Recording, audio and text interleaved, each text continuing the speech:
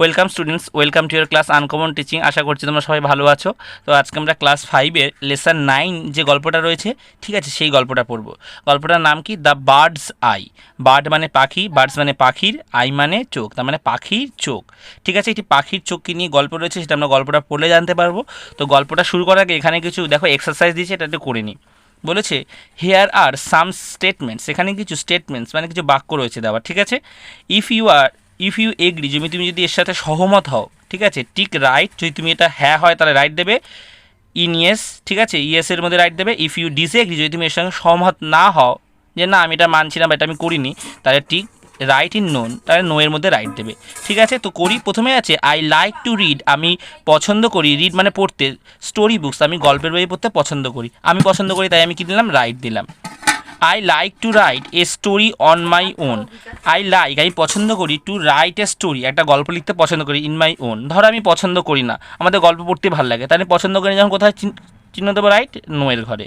I don't like to tell a story to others, আমি অন্যকে গল্প বলতে পছন্দ করি না। ডোন্ট লাইক মানে পছন্দ করি না, টু টেল বলতে, স্টোরি টু আদার্স অন্যকে গল্প বলতে। তার মানে কি? আমি পছন্দ করি না গল্প বলতে, এটা কি ঠিক? না, আমি গল্প বলতে পছন্দ করি। তার মানে কী দেবো আমি এখানে? নোয়ের ঘরে রাইট দেবো, যে আমি গল্প বলতে পছন্দ করি না, এটা ঠিক নয়, ভুল, আমি গল্প বলতে পছন্দ করি। I don't like to listen to stories, আমি গল্প শুনতে পছন্দ করি না। তার মানে কি? এটা কি হ্যাঁ, যে গল্প শুনতে পছন্দ করি না? না, আমরা পছন্দ করি, তাহলে কি লিখবো? নোয়ের ঘরে টিক চিহ্ন দিলাম। আই লাইক ঠাকুমার ঝুলি, আমি ঠাকুমার ঝুলি পছন্দ করি, তাহলে হ্যাঁ আমি পছন্দ করি, তাই রাইট দিলাম। আই লাইক দ্য কমিক্স, আমি কমিকের বুক মানে ছবি এঁকে যে কমিকগুলো থাকে সেই কমিক্স পছন্দ করি, কার? অন নোন্টে ফোন্টের কমিক পছন্দ করি, আমি পছন্দ করি, তাই আমি রাইট দিলাম। কেউ পছন্দ না করলে এই নোয়ের ঘরে রাইট দেবে। আই হ্যাভ হার্ড, আমি শুনেছি, অ্যাবাউট রামায়ণা, মানে রামায়ণ সম্বন্ধে আমি শুনেছি। রামায়ণ মানে যেখানে রামকে নিয়ে গল্প রয়েছে, রাম সীতা এদের নিয়ে, তাহলে আমি শুনেছি। হনুমান এদের নিয়ে গল্প রয়েছে, তার মানে আমি রাইট দেবো। আই হ্যাভ হার্ড, আমি শুনেছি, অ্যাবাউট মহাভারতা, মানে মহাভারত, ঠিক আছে, বাংলায় মহাভারত, তাহলে মহাভারত সম্বন্ধে আমরা শুনেছি। আর গল্পটা আজকে মহাভারতের একটা ছোট্ট অংশ নিয়ে, তো আজকে তো আমি মহাভারত সম্বন্ধে বলবোই, তাই তোমরা জেনে যাবে, তাহলে এখানে রাইট দিয়ে দিলাম হ্যাঁ। তো এবারে চলো দেরি না করে গল্পটা শুরু করা যাক। এই গল্পটা শুরু করার আগে আমাদের যেটা জানতে হবে, মহাভারতটা কি। মহাভারত রচয়িতা মানে মহাভারতটা লিখেছেন বেদব্যাস, ঠিক আছে। মহাভারতের প্রধান বিষয় কি হলো? কৌরব আর পাণ্ডবদের গৃহবিবাদ, মানে ঘরের যে ঝামেলা নিজেদের মধ্যে, সেই ঝামেলা এবং কুরুক্ষেত্র যুদ্ধের ঘটনাবলী, এটাই মহাভারতে আমরা জানতে পারবো, ঠিক আছে। এইটা হচ্ছে গেল। এবং মহাভারতে আরেকটা প্রধান চরিত্র হলো কৃষ্ণ, এবং কৃষ্ণের সম্বন্ধে আমরা জানতে পারবো, ঠিক আছে। এবং কৌরব কারা, পাণ্ডব কারা, সেটা দেখে নিই। তার আগে দেখে নিই কি, দ্রৌপদী ছিলেন পঞ্চপাণ্ডবের স্ত্রী। এই যে পঞ্চপাণ্ডব মানে পাঁচজনকে বোঝায়, সে পাঁচজনের বউকে ছিলেন দ্রৌপদী। তার বস্ত্রহরণকে ঘিরে কুরুক্ষেত্র যুদ্ধ হয়, কৌরবরা তাদের রাজসভায় দ্রৌপদীর বস্ত্রহরণ করে, সেই নিয়ে তাদের মধ্যে একটা ঝামেলা হয় এবং কুরুক্ষেত্র যুদ্ধ হয়, যার ফলে কৌরবরা হেরে যায় এবং পাণ্ডবরা সেই যুদ্ধে জিতে যায়। পাণ্ডবদের দলে শ্রীকৃষ্ণ ছিলেন, ঠিক আছে। এইটা হচ্ছে ঘটনা। এবার দেখো ধৃতরাষ্ট্র কে ছিলেন? ধৃতরাষ্ট্র গান্ধারী, ধৃতরাষ্ট্রের বউ গান্ধারী। ধৃতরাষ্ট্র ছিলেন অন্ধ, এবং গান্ধারী যেহেতু ধৃতরাষ্ট্রকে বিয়ে করেছিলেন, তাই সারা জীবন চোখে একটা কাপড়ে পট্টি বেঁধে রাখতেন, সেও কিছু বাইরের জিনিস দেখতো না, যেহেতু বড় অন্ধ ছিল। ধৃতরাষ্ট্র এবং গান্ধারীর 100 পুত্র ছিলেন, সেই 100 পুত্র কৌরব নামে পরিচিত ছিলেন। কৌরবদের সবচেয়ে বড়কে দুর্যোধন, এবং কৌরবদের আরেকজন ভাইকে দুঃশাসন, এই দুজনের কথা আমরা গল্পতে জানবো। তারপরে দেখো পাণ্ডুর 2 রানী ছিলেন। ধৃতরাষ্ট্রের ভাই ছিল পাণ্ডু, এই পাণ্ডুর 2 রানী ছিল, একজনের রানী কুন্তী, একজনের রানী মাদ্রী। এই 2 রানীর মোট 5 জন সন্তান ছিলেন। এই 5 জন সন্তান পঞ্চপাণ্ডব নামে পরিচিত, ঠিক আছে। এই পঞ্চপাণ্ডব কারা? ধৃতরাষ্ট্র, ভীম, অর্জুন, নকুল, সহদেব, ঠিক আছে। বড় থেকে ছোট হিসেবে সাজিয়েছি, সবার বড় ধৃতরাষ্ট্র, এবং নকুল আর সহদেব হচ্ছে যমজ।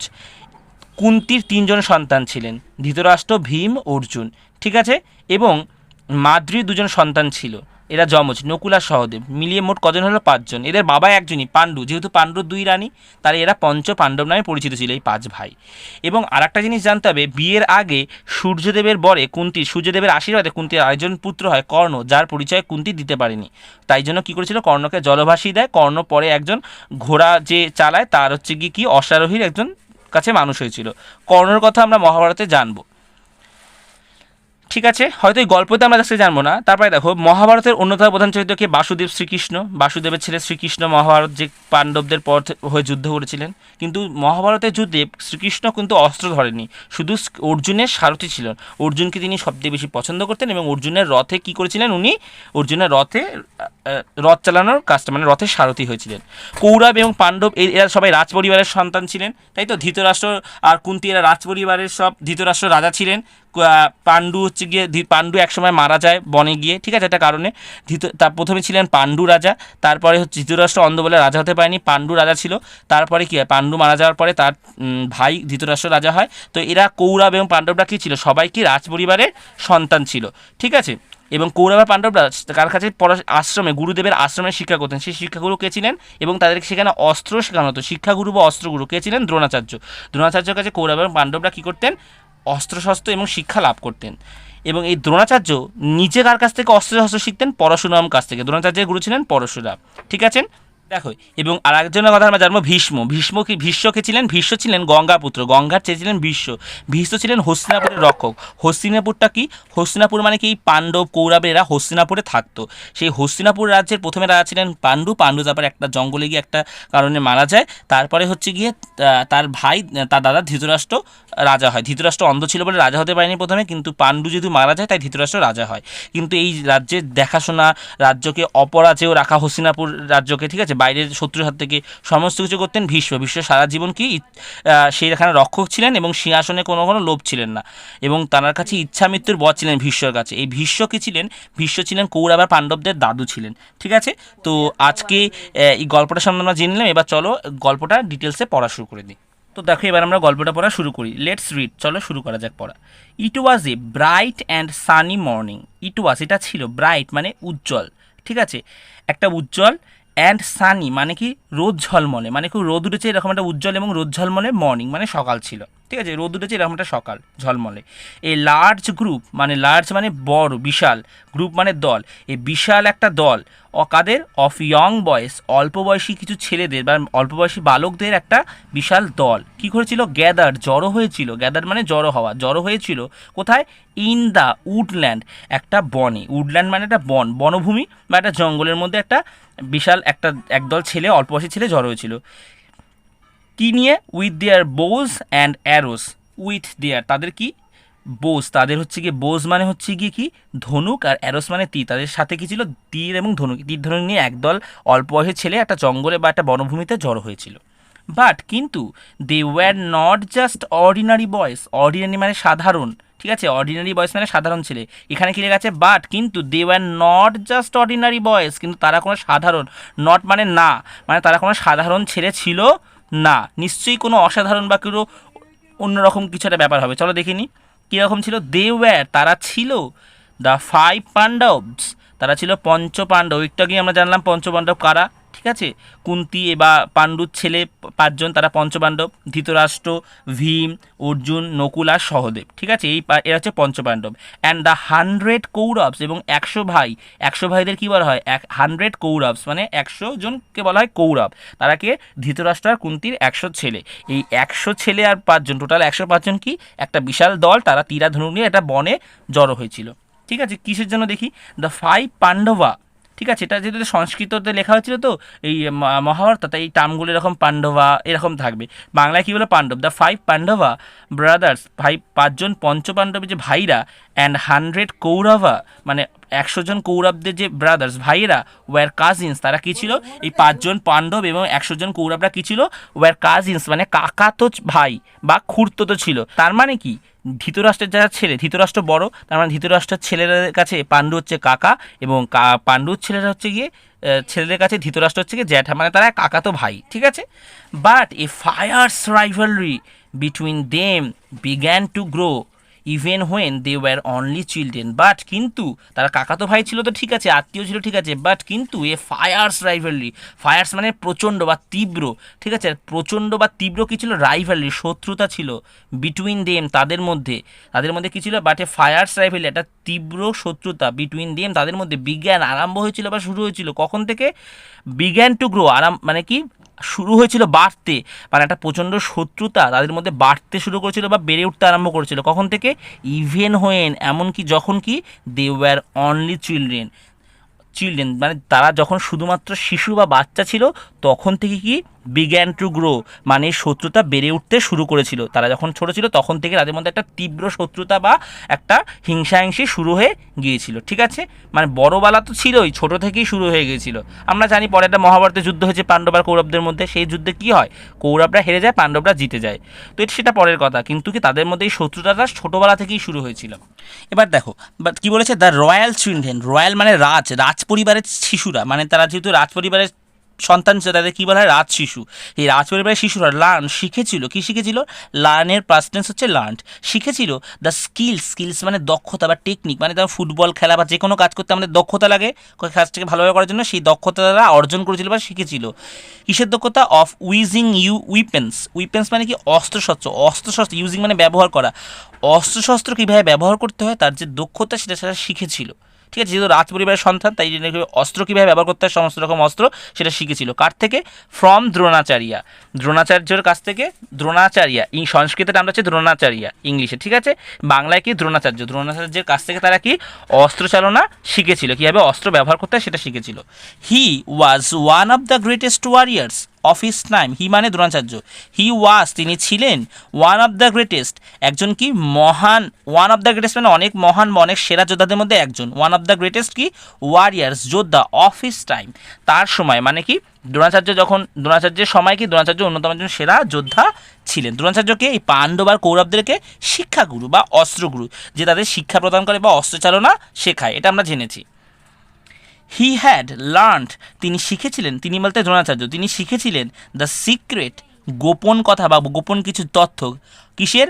অফ পাওয়ারফুল উইপেন্স শক্তিশালী কিছু অস্ত্রশস্ত্র, ঠিক আছে, কিছু শক্তিশালী অস্ত্র থাকে, সেই সমস্ত অস্ত্রে যেমন ব্রহ্মাস্ত্র এরকম কিছু অস্ত্রশস্ত্রের কি সিক্রেট মানে গোপন জিনিস শিখেছিল। কার থেকে?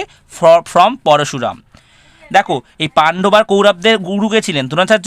আবার দ্রোণাচার্যের কার কাছ থেকে শিখেছিলেন? তার গুরু কে ছিলেন? পরশুরাম। এই পরশুরামের কাছ থেকে তিনি কি সিক্রেট গোপন কথা শিখেছিলেন। কার কথা গোপন কথা জেনেছিলেন? যে সমস্ত শক্তিশালী বা বিশাল ভয়ঙ্কর যে অস্ত্র রয়েছে তাদের যে গোপন জিনিসগুলো, যে কিভাবে ব্যবহার করলে বেশি ক্ষতি হবে, কিভাবে ভয়ঙ্কর জিনিসগুলো ব্যবহার করতে, এই সমস্ত জিনিসগুলো তিনি শিখেছিলেন। কার কাছ থেকে? পরশুরাম একজন বড় যোদ্ধা ছিলেন, এই পরশুরামের কাছ থেকে দ্রোণাচার্য শিখেছিলেন। দেখো তারপরে কি বলেছে, দ্য 5 পাণ্ডবস এই পঞ্চ পাণ্ডবেরা অ্যান্ড দ্য কৌরবস এবং 100 যে ভাইরা তাদেরকে বলা হয় কৌরব, সেই কৌরবরা ওয়্যার কুইক টু লার্ন মানে কি? লার্ন মানে শেখা, কুইক টু লার্ন মানে খুব তাড়াতাড়ি শিখে ফেলতে পারতো, মানে কোনো জিনিস শেখার তারা খুব তৎপর ছিলেন, দ্রুত শিখে ফেলতে পারতো এই পঞ্চ পাণ্ডব আর কৌরবরা। তারা খুব তাড়াতাড়ি, মানে তাড়াতাড়ি, পিকড আপ ভেরিয়াস মানে বিভিন্ন বা অনেক রকমের, স্কিলস মানে দক্ষতা, তারা খুব তাড়াতাড়ি কি পিকড আপ শিখে ফেলেছিল, ভেরিয়াস স্কিলস অনেক ধরনের দক্ষতা তারা তাড়াতাড়ি কি শিখে ফেলেছিল বা তুলতে পেরেছিল। মানে একটা গান যেমন আমার তুলতে হয় 1 সপ্তাহের মধ্যে, বা একটা খেলার জন্য 3-4 রকম প্র্যাকটিস করতে হয়, বা একটা 3টে গান তুলতে হবে পরীক্ষার আগে, মানে টিচার্সদের আগে, সেরকম তারা কি খুব তাড়াতাড়ি বিভিন্ন রকম স্কিল তুলে ফেলতে পেরেছিল বা শিখে ফেলতে পেরেছিল। খুব তাড়াতাড়ি তারা অনেক রকম জিনিস শিখে ফেলতে পেরেছিল।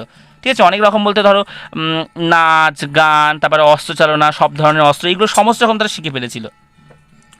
অল দ্য প্রিন্সেস মানে প্রিন্স মানে রাজকুমার, তার এটা প্লুরাল ফর্ম, মানে সমস্ত রাজকুমারেরা লার্ন শিখেছিল the use of all the weapons, তারা কি শিখেছিল? দ্য ইউজ ব্যবহার, কার? অফ অল দ্য উইপেন্স সমস্ত ধরনের অস্ত্রের ব্যবহার তারা শিখেছিল। শুধুমাত্র যে এমন না যে ধরো কেউ একজন শুধু তরোয়াল ব্যবহার করছে, তার মানে কেউ তরোয়াল শিখলো এরকম না, বা শুধুমাত্র কেউ তীরধনু শিখলো এরকম না, বা কেউ শুধু গদা শিখলো এমন না। রাজপরিবারের রাজার চেয়ে তাদের কি সমস্ত কিছু জানতে হবে, তারা অন্যদের থেকে আলাদা, তাদের সমস্ত যত ধরনের অস্ত্র হতে পারে মোটামুটি রাজপরিবারে, তারা সমস্ত অস্ত্রের কি all the weapons, use of all the weapons মানে সমস্ত অস্ত্রের ব্যবহার তারা শিখেছিল। ঠিক আছে, এই গুরুদেবের কাছ থেকে, গুরুদেবের আশ্রমে দ্রোণাচার্যের কাছ থেকে। ঠিক আছে, এবারে দেখো কি বলেছে, ইচ অফ দেম মানে তাদের প্রত্যেকে, হ্যাড ছিল, ইচ অফ দেম তাদের প্রত্যেকের ছিল, কি ছিল? Their own favourite weapons, favourite মানে প্রিয় বা পছন্দের, উইপেন্স মানে অস্ত্র। ইচ অফ দেম তাদের প্রত্যেকের হ্যাড ছিল, দেয়ার তাদের নিজস্ব কি ওন ফেভারিট, তাদের নিজস্ব পছন্দের উইপেন্স, তাদের প্রত্যেকেই নিজস্ব একটা পছন্দের উইপেন্স মানে অস্ত্র ছিল। মানে দেখো আমরা যেমন ধরো কারো গান শুনি কিন্তু আমাদের পছন্দের তো একজন সিঙ্গার হয়। তারপর ধরো আমরা ধরো খেলা দেখি, আমরা ফুটবল খেলা দেখছি, সব প্লেয়ারের খেলা দেখছি বা সব সিনেমাই দেখছি, কিন্তু আমাদের তো পছন্দের একজন নায়ক থাকে, সব দেখলেও তো পছন্দের থাকে একজন। সেরকম সব অস্ত্রই তারা চালাতে পারতো, কিন্তু তাদের পছন্দের একজন, তাদের পছন্দের একটা অস্ত্র ছিল প্রত্যেকেরই। কারো ধরো তরোয়াল ভালো লাগতো, কারো গদা, ঠিক আছে, এক একজনের এক এক রকম জিনিস ভালো লাগতো। কার কি ভালো লাগতো সেটাই আমরা দেখবো এবারে। যে দুর্যোধনা মানে দুর্যোধন, অ্যান্ড ভীমা মানে ভীম, ফেভার্ড মানে পছন্দ করতো বা পক্ষে ছিল। কার পক্ষে ছিল? দ্য মেস, মানে তারা গদা ভালোবাসতো বা গদার পক্ষে ছিল। অনেক অস্ত্র ছিল কিন্তু দুর্যোধন আর ভীম কাকে ভালোবাসতো? গদাকে ভালোবাসতো বা গদার পক্ষে ছিল। তাদের গদাটাই বেশি ভালো লাগতো, গদা যুদ্ধ যেটা গদা চালনা করতে। ইউধিষ্ঠিরাস মানে যুধিষ্ঠির, ইউধিষ্ঠিরাস মানে যুধিষ্ঠির, চয়েস মানে পছন্দ ছিল, of weapon, Yudhishthira's choice of weapon, Yudhishthir পছন্দের উইপেন মানে অস্ত্র ছিল কি? ওয়াস ছিল, দ্য স্পিয়ার, স্পিয়ার মানে বর্ষা, যুধিষ্ঠির পছন্দের অস্ত্র কি ছিল? বর্ষা। ঠিক আছে, বর্ষা কি? বর্ষা এই দেখো, এই যে এইরকম মাথার দিকটা এরকম থাকে, এরকম একটা বড় দণ্ড থাকে যেটা ধরে ছুঁড়ে মারে। ঠিক আছে, তোমরা সবাই অলিম্পিকে নীরাজ চোপড়া যে গোল্ড মেডেল জিতে তার কথা শুনেছো, সেই নীরাজ চোপড়া দেখবে যেটা ছুঁড়ে গোল্ড মেডেল পেয়েছিল সেটা হচ্ছে বর্ষা। ঠিক আছে, তোমরা গুগলে দেখতে পারো নীরাজ চোপড়াকে। তো চলো পড়ায় ফেরা যাক। অর্জুনা মানে Arjun was fascinated by bows and arrows, Arjun was fascinated, fascinated মানে মুগ্ধ, অর্জুন কিসের দ্বারা মুগ্ধ ছিল? বাই বোজ মানে ধনুক, অ্যান্ড অ্যারোস মানে তীর, অর্জুন তীর এবং ধনুক দ্বারা মুগ্ধ ছিল, মানে অর্জুন তীর আর ধনুকে বেশি ভালোবাসত বা পছন্দ করতো, সেটার প্রতি সে আকর্ষিত ছিল বা মুগ্ধ ছিল। দ্য টুইন্স মানে যমজ, যমজ কারা কারা বলেছিলাম? নকুল অ্যান্ড সহদেব, যমজ Nakul and Sahadev war most comfortable, বেশি কমফোর্টেবল মানে স্বচ্ছন্দ বোধ করা, মোস্ট কমফোর্টেবল মানে সবচেয়ে বেশি স্বচ্ছন্দ বোধ করা বা সবচেয়ে বেশি পছন্দ করতো। কিসের সাথে পছন্দ ছিল তাদের বেশি? উইথ সোর্স, তারা তরোয়ার, এই যে তরবারি রয়েছে, তরবারি যে তরোয়ালের সঙ্গে তারা বেশি স্বচ্ছন্দ বোধ করতো। ঠিক আছে, তরোয়াল চালাতে ভালোবাসতো তারা।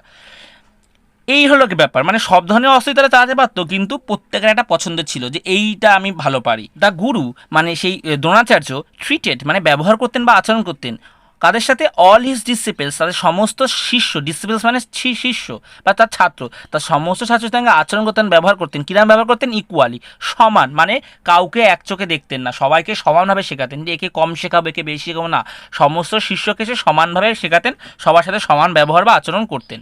বাট কিন্তু হি লাইকড, সে পছন্দ করতো কাকে? অর্জুন আর দ্য মোস্ট, অর্জুনকে দ্য মোস্ট মানে সবচেয়ে বেশি, তিনি অর্জুনকে পছন্দ করতেন দ্য মোস্ট সবচেয়ে বেশি, কিন্তু সবার সঙ্গে সমান ব্যবহার করতেন, সবাইকে সমান শিক্ষা প্রদান করতেন, কিন্তু অর্জুনকে তিনি বেশি ভালোবাসতেন বা পছন্দ করতেন, যেটা হয় স্কুলেও দেখবে একজন ছাত্রকে টিচার একটু বেশি ভালোবাসে। কেন? তার কারণ কি? কারণ অর্জুন অর্জুন প্র্যাকটিস করতো, মানে কি? অনুশীলন করতো, বা মানে একটা জিনিস শেখার জন্য আমাদের অঙ্কটাকে বারবার প্র্যাকটিস করতে হবে, অনুশীলন করতে, সেরকম অর্জুন প্র্যাকটিস করতো কি? দিস আর্ট, এই শিল্পটাকে। কোন শিল্পটাকে? এই যে তীর ধনুক চালনা, এটাকে কি প্র্যাকটিস করতো উইথ গ্রেট কনসেন্ট্রেশন, গ্রেট মানে খুব, মহান হয় কিন্তু এখানে গ্রেট মানে হবে খুব, গ্রেট কনসেন্ট্রেশন মানে খুব মনোযোগ দিয়ে। অর্জুন কি এই তীর ধনুক যে আর্টটা রয়েছে, এগুলো তো প্রত্যেকটা একটা আর্ট, ঠিক আছে, যে কোনো কাজ হচ্ছে আর্ট, ছবি আঁকা, গান করা, সবাই আর্ট, সেরকম এই তীর ধনুক চালনা যে আর্টটা, এই জিনিসটাকে অর্জুন কি করতো? খুব মনোযোগ দিয়ে, গ্রেট কনসেন্ট্রেশন মানে খুব ভালো দিয়ে, খুব ভালোবাসা দিয়ে, খুব মনোযোগ দিয়ে কি প্র্যাকটিস করতো। এই যে একটা জিনিসের প্রতি এত ভালোবাসা, এত মনোযোগ, এইটার জন্য কি অর্জুনকে বেশি ভালোবাসতেন গুরুদেব অন্য ছাত্রদের তুলনায়। তার মানে এই না যে অর্জুনকে বেশি শেখাতেন, অন্যদের শেখাতেন না, সবার সাথে সমান ব্যবহার করতেন, যখন লেখা যে ট্রিটেড অল হিজ ডিসিপলস ইকুয়ালি। কিন্তু অর্জুন যেহেতু তীর ধনুকটা বেশি ভালোভাবে প্র্যাকটিস করতো, মন দিয়ে খুব, এতটাই ভালোবাসতো অর্জুন, তার জন্য ওকে ওই ভালোবাসা দেখে, অস্ত্রের প্রতি তার যে এত ভালোবাসা, এটা দেখে অর্জুনকে গুরুদেব বেশি ভালোবাসতো। সুন খুব তাড়াতাড়ি, he became the best archer among all, soon মানে খুব তাড়াতাড়ি, হি বিকেম সে হয়েছিল, কি হয়েছিল? দ্য বেস্ট আর্চার, সে বিকেম পরিণত হয়েছিল, কিসে পরিণত হয়েছিল? দ্য বেস্ট আর্চার, সব থেকে সেরা, আর্চার মানে তীরন্দাজ, সব থেকে সেরা তীরন্দাজে পরিণত হয়েছিল।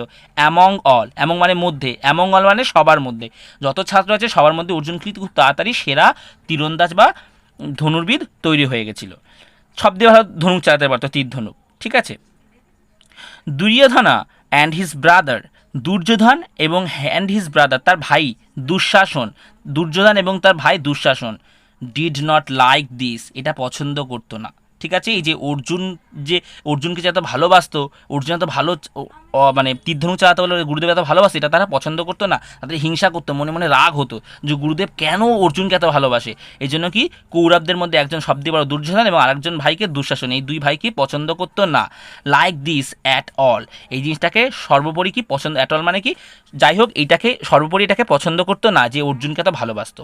সাইলেন্টলি মানে ধীরে ধীরে বা আস্তে আস্তে, এ ফিলিং মানে একটা অনুভূতি, কিসের অনুভূতি, অফ ডিসলাইক, একটা অপছন্দের অনুভূতি বা একটা রাগ ঈর্ষা, সেই অপছন্দের অনুভূতি কী হয়েছিল, গ্রিউ বেড়ে উঠেছিল। কোথায়, ইন দেয়ার হার্টস, এই দুর্যোধন আর দুঃশাসনের মনের মধ্যে একটা, তাদের প্রতি এই অর্জুনের প্রতি একটা কি কিসের অনুভূতি জেগে উঠেছিল, একটা অপছন্দ ঘৃণা একটা অনুভূতি চুপি চুপি মানে প্রকাশ করতে পারতো না কিন্তু মনে মনে বেড়ে উঠেছিল। ইন দেয়ার হার্টস, তাদের মনে, কার প্রতি, টুয়ার্ড দ্য পাণ্ডব, মানে সমস্ত অর্জুন তো বটে এবং অন্যান্য পাণ্ডবদের প্রতিও কি তাদের একটা মনে মনে আস্তে আস্তে রাগ উঠেছিল। কারণ অর্জুন তো ভালোই, বাকি পাণ্ডবরা ছিল খুব সরল সাদা ভালো আর কি, তারা নম্র, যুধিষ্ঠির যেমন সত্য কথা বলতেন সবসময়, তার জন্য কী হতো, গুরুদেব একটু বেশি স্নেহ করতেন, অর্জুনকে তো করতেন বাকিদের করতেন, এইটা দেখে তাদের রাগ হতো। কিন্তু দুর্যোধন আর দুঃশাসন এরা তো ভালো ছিল না, কিন্তু এইটা দেখে তাদের মনে কী হতো, আস্তে আস্তে রাগ হিংসা বেড়ে উঠতে লাগলো। ওয়ান ডে, একদিন, দে ওপেনলি ক্রিটিসাইজ, ওপেনলি মানে খোলাখুলি মানে কারোর সামনে একদম সরাসরি, কোনো রাগ ঢাক করলেন, এতদিন তো মনে মনে ছিল, এবার কি সবার সামনে কী করলেন, ক্রিটিসাইজ মানে সমালোচনা করলেন। কি ক্রিটিসাইজ মানে সমালোচনা করা, দেয়ার গুরু, তাদের গুরুদেবকে, গুরুদেবের সামনে একদম কী করলো তারা, ওপেনলি ক্রিটিসাইজ মানে গুরুদেবের সামনে তারা একদম সরাসরি কি সমালোচনা করলেন।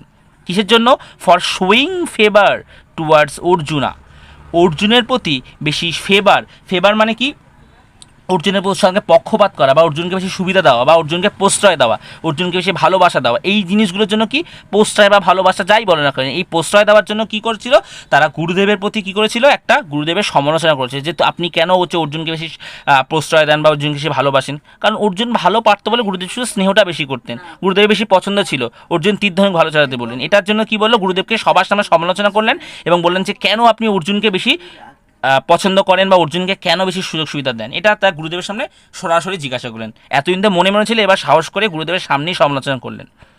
দে টোল্ড হিম, তারা বলল তাকে, গুরুদেবকে বলল, দ্যাট যে they were not any less, তারা কোনো অংশে কম নয়, কিসে কম নয়, নট এনি লেস স্কিলফুল, তারা কোনো অংশে দক্ষতায় কম নয়, কিসের দক্ষতা, ইন আর্চারি, এই তীরধনুকে তারা কোনো মানে তীরধনুক চালনাতে তারা অর্জুনের থেকে কোনো অংশে কম নয়, তাই বললেন যে they are not any less skilful, তারা কোনো অংশে কম দক্ষ নয়, ইন আর্চারি, এই তীরন্দাজিতে বা তীরধনুক চালানাতে তারা অর্জুনের থেকে কোনো অংশে কম নয়। এটা তার গুরুদেবকে বললেন যে গুরুদেব আপনি কেন অর্জুনকে বেশি ভালোবাসবেন, অর্জুনের থেকে আমরা তীরধনুক চালাতে কোনো অংশে কম না, আমরা অর্জুনের থেকে অর্জুনের মতনই তীরধনুক ভালো চালাতে পারি, তাহলে অর্জুনকে কেন এই বেশি ভালোবাসবেন, এটা বলল।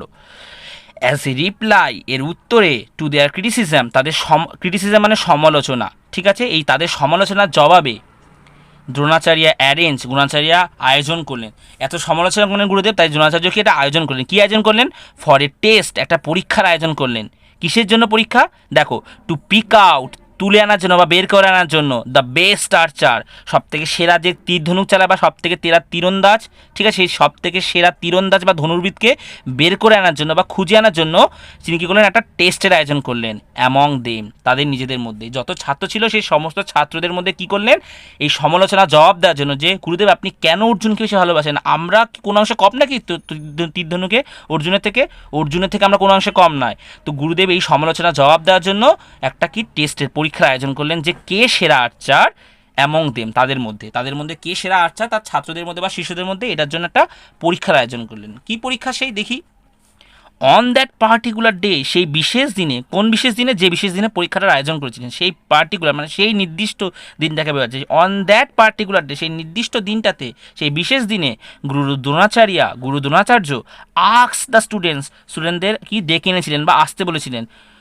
টু গ্যাদার, জড়ো হতে বলেছিলেন, আক্স দ্য স্টুডেন্টস টু গ্যাদার, স্টুডেন্টদের কী করেছিলেন, জড়ো হতে বলেছিলেন, by the woodland near his ashram, মানে আশ্রম, তার নিয়ার মানে কাছাকাছি, তার আশ্রমের কাছাকাছি, নিয়ার হিজ আশ্রম, তার আশ্রমের কাছে কি উডল্যান্ড, যে বন রয়েছে সেই বনভূমিতে সমস্ত ছাত্রদের কী করেছিল, গ্যাদার হতে মানে জড়ো হতে বলেছিলেন। এই আশ্রমের সামনে বনভূমিতে হয়তো কোনো একটা টেস্ট করবে। হি হ্যাড প্লেস, তিনি রেখেছিলেন, কি রেখেছিলেন, এ উডেন বার্ড, একটা কাঠের তৈরি পাখি রেখেছিলেন। কীরকম কাঠের তৈরি পাখি, with a prominently painted, prominently মানে কি বিশেষভাবে, মানে যেটা খুব সহজেই চোখে পড়বে, একটা কিছু যেটা চোখে পড়বে, সেই প্রমিনেন্টলি পেইন্টেড, বিশেষভাবে আঁকা, কি আঁকা, একটা বিশেষভাবে চোখ আঁকা, মানে যে চোখটা কি সহজেই দূর থেকে চোখে পড়বে, সেটা মানে বিশেষভাবে একটা চোখ আঁকা একটা পাখিকে কি রাখলেন কোথায়, on one of the trees, অনেক বনে অনেক গাছ হয়েছে, তার মধ্যে কি ওয়ান অফ দ্য ট্রিজ, একটা গাছের উপরে একটা বিশেষভাবে একটা চোখ আঁকা একটা পাখিকে গাছের উপরে রাখলো। এটা কীভাবে দেখি চলো। রাখার পরে the teacher called all his disciple, teacher called মানে ডাকলো, ডেকেছিল, কাদের ডেকেছিল? অল হিজ ডিসিপলস, তার সমস্ত শিষ্যদের বা ছাত্রদের তিনি ডেকে আনলেন, ডাকলেন। অ্যান্ড সেইড, এবং বললেন, কি বললেন? তারপরে কি বললেন? লুক মাই চিলড্রেন, দেখো আমার বাছারা বা দেখো আমার সন্তানেরা। ঠিক আছে, গুরুদেবের কাছে ছাত্ররা তো সন্তানের মতনই হয়, তাই তিনি বললেন লুক মাই চিলড্রেন, দেখো আমার বাছারা। এ উডেন বার্ড, একটা কাঠের তৈরি পাখি, ইজ সিটিং, বসিয়ে রেখেছি বা বসে আছে, কোথায়? On that far off tree, ওই যে অন দ্যাট, কার উপরে? ওই যে দূরের যে গাছ রয়েছে সেই গাছের উপরে একটা কাঠের তৈরি পাখি রয়েছে। ইউ হ্যাভ টু হিট, তোমাদের আঘাত করতে হবে বা কি তোমাদের লক্ষ্যভেদ করতে হবে। দ্য অ্যারো, সেই তীরটা দিয়ে কী করতে হবে? লক্ষ্যভেদ করতে হবে। কাকে? এক্স্যাক্টলি, মানে পুরোপুরি একদম, কোথায়? ইন ইটস আই, এক্স্যাক্টলি মানে পুরোপুরি ওটার চোখে, মানে একদম ঠিক চোখে। পাখিটাকে আঘাত করলে হবে না, পাখিটার যে চোখটা আছে বিশেষভাবে আঁকা, এই জন্যই চোখটাকে বিশেষভাবে এঁকে এনেছে যাতে সহজে দূর থেকে সেটা চোখে পড়ে। যে বিশেষভাবে আঁকা চোখটা রয়েছে পাখিটার গায়ে, সেই চোখটা থেকে তীর দিয়ে আঘাত করতে হবে। ধরো এখানে গাছটার উপর পাখি রেখেছে আর এখান থেকে অনেকটা দূরে, এই দূর থেকে এখান থেকে তীর ছুঁড়ে পাখিটার চোখে কী করতে হবে?